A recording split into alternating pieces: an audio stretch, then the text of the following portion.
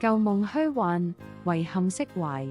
我係子琳，今晚嘅藥方係放不下嘅人，多半係自己幻想堆砌出來。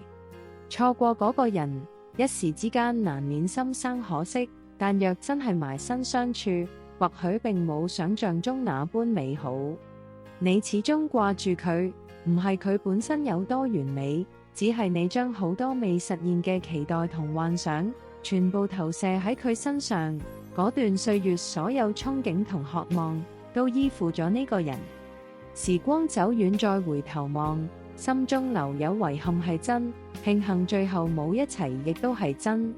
正如村上春樹所講，年輕嘅時候總以為某個人、某段關係就係人生全部，等到閱歷深厚先會明白，一切只係一場短暫經歷。世間好多執念，都只係自己困住自己嘅遐想，唔係對方有多難捨。雙方互相契合先算緣分，單靠幻想支撐嘅思念，只係自我糾纏。難道執住從前嘅幻象唔放，就唔會錯過身後真正適合自己嘅人？我係子琳，放下幻想，與遺憾和解，點個訂閱，願你從此百毒不侵。